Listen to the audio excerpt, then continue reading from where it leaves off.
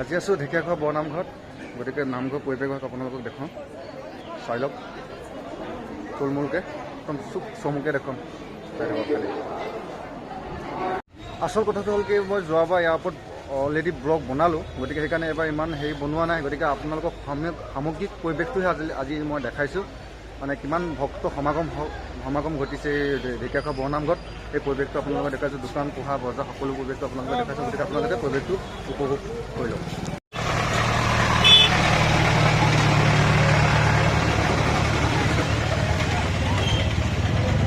আজি ভাদ মাহৰ শেষ দিন হিচাপে যথেষ্ট মানুহ ভিৰ পৰিছে। এয়া চব দোকান পোহাৰ সকলোবিলাক খোলা হৈছে। এনেকুৱা লাগিছে যেন কৰোণাটো ক'ৰবাত দুই গ'ল। কিবা এটা ভাল লাগিছে। এনেকুৱা যদি হৈ থাকিলে গোটেই বছৰটো ইমান যে ভাল লাগে, এইবাৰ ভাবিলে কিবা বেয়াহে লাগি আহে। ক'ৰ পৰা যে এই কৰোণা এটা আহি আনিব কৈছে যে কৰোণা নাই নেকি, তেনেকৈ পিন্ধা নাই মানুহবিলাকে।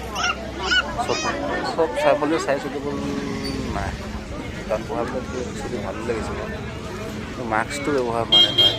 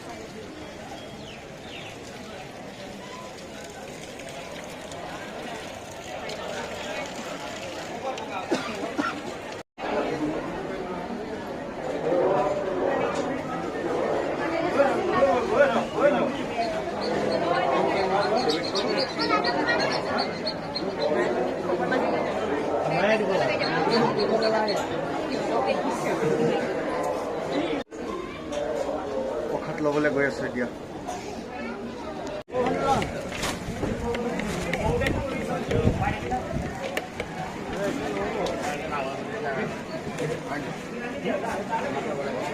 হ'ব